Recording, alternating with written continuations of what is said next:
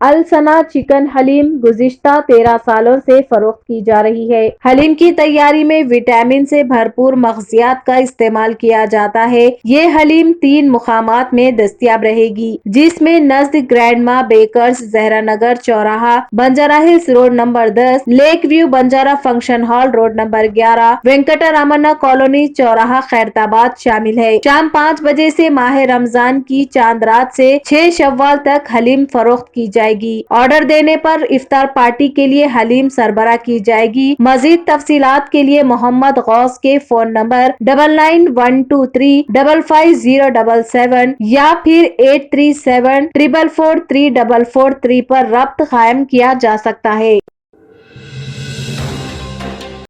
आदाब नाजरीन, Saiyaara news TV में आपका खैर मकदम है। आइए देखते हैं कुछ अहम खबरें।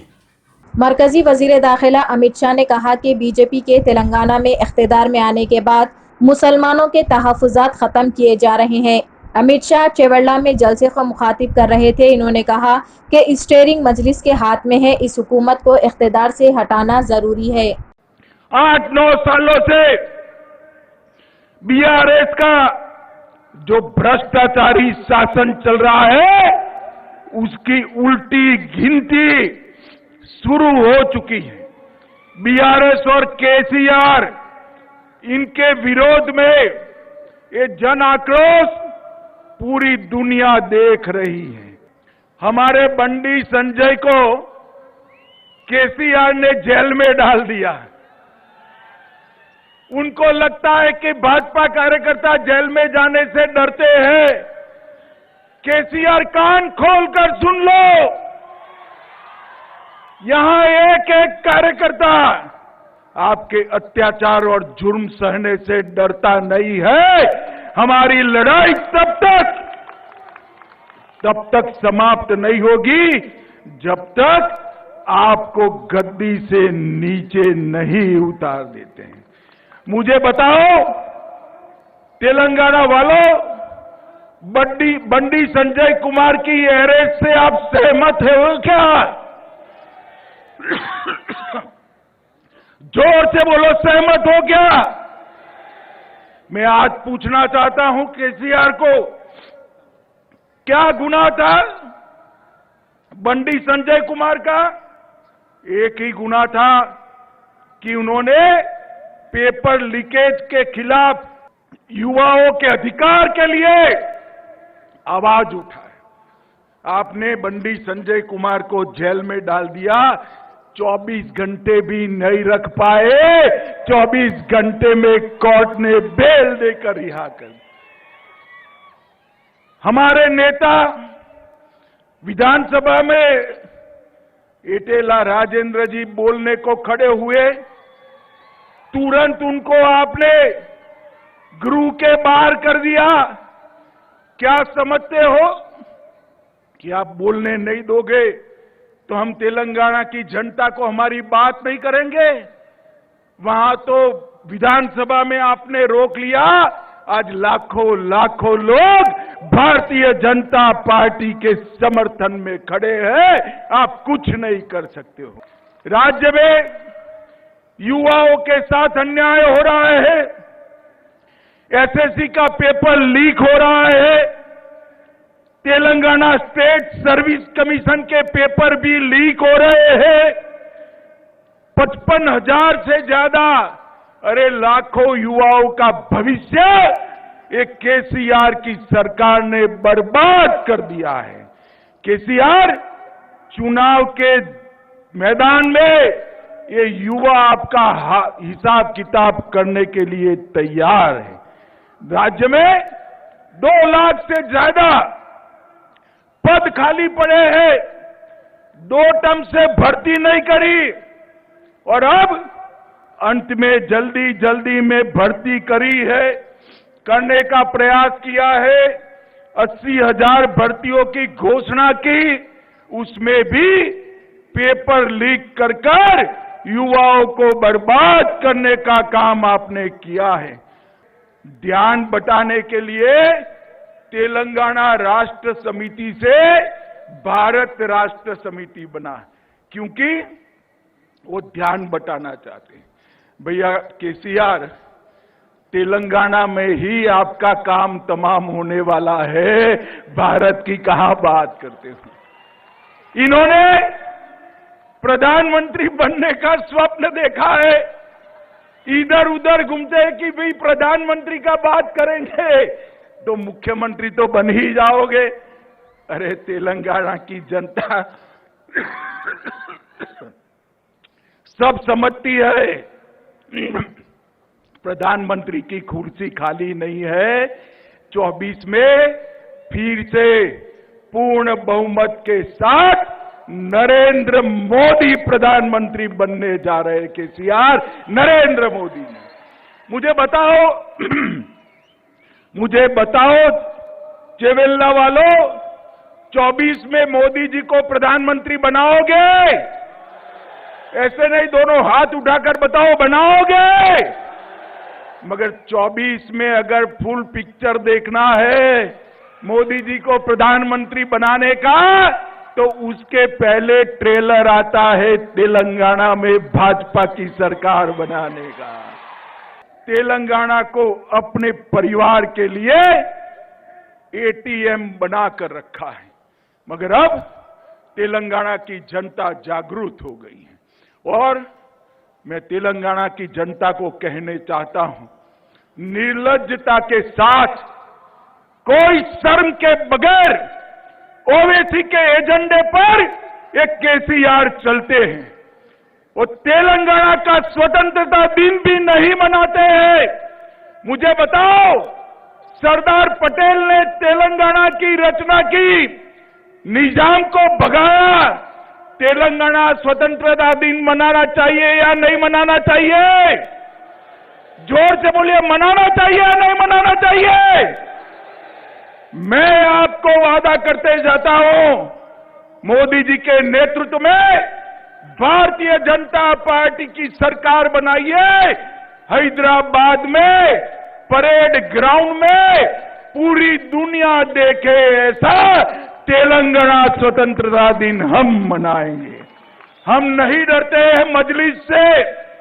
मजलिस आपके लिए मजबूरी है, भारतीय जनता पार्टी के लिए नहीं। तेलंगाना सरकार तेलंगाना के लोगों के लिए चलेगी, ओवैसी के लिए नहीं चलेगी।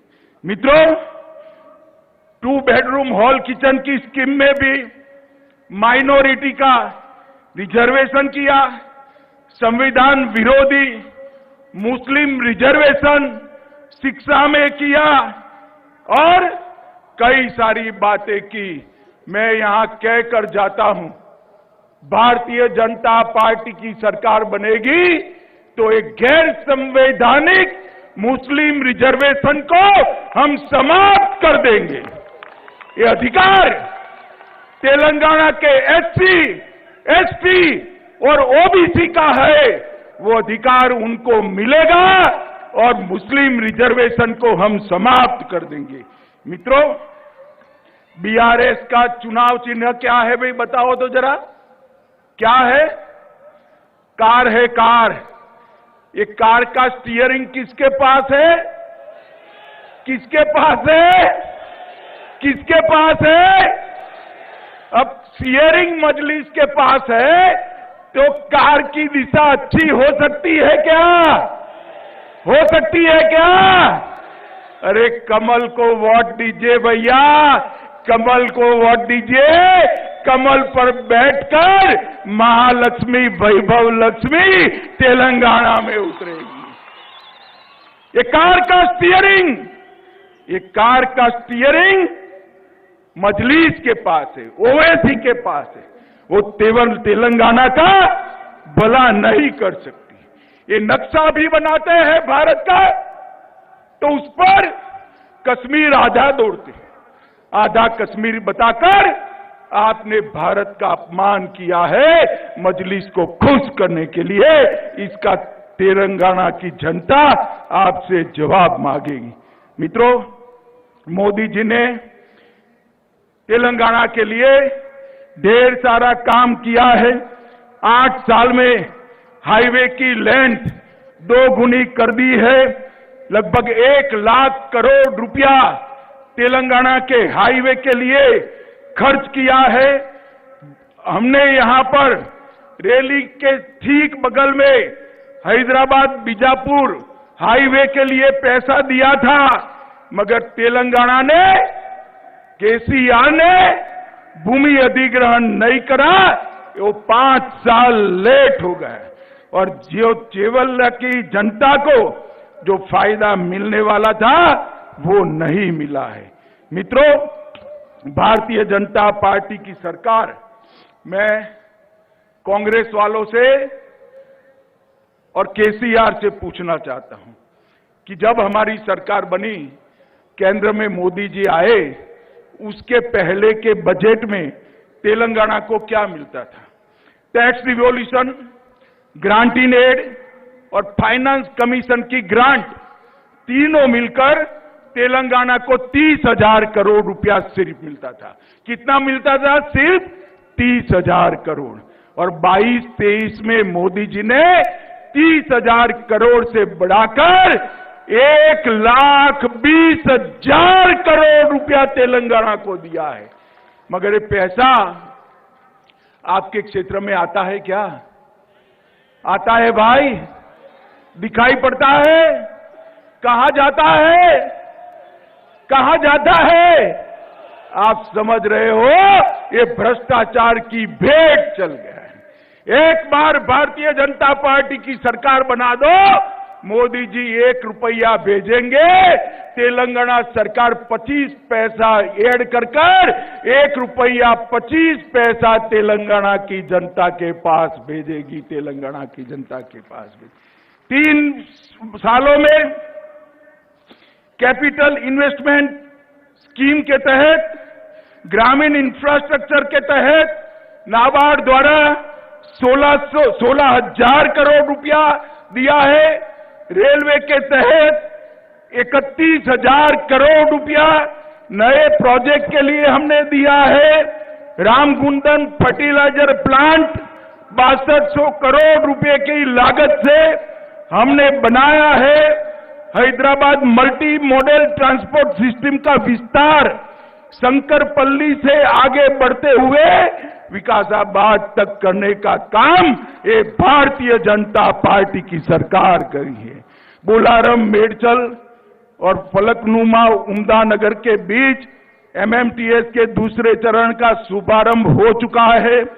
13 नई एमएमटीएस सेवाओं का शुभारंभ हुआ है और अभी अभी मोदी जी ने जोर से तालियां बजाना कॉटन के किसानों के लिए तेलंगाना में मेगा टेक्सटाइल पार्क देने का काम हमारे नेता नरेंद्र मोदी जी ने किया है।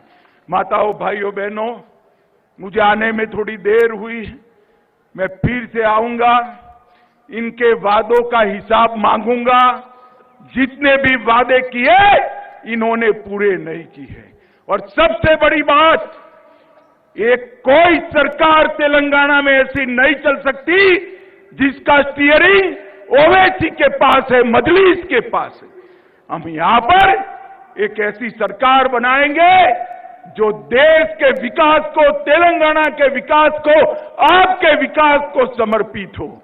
और मित्रों, मैं एक बार फिर से कहना चाहता हूं केसीआर को कि आप हमारे कार्यकर्ताओं को जेल में डालोगे, पुलिस से लाठियां पिटवाओगे, मगर भारतीय जनता पार्टी का कार्यकर्ता डरने वाला नहीं है। केसीआर, हम तो पैदा ही विरोध पक्ष में हुए हैं, हम आपसे नहीं डरते हैं। ये जुर्म करना बंद करो, जितना समय बचा है उतना समय जनता का भला करो।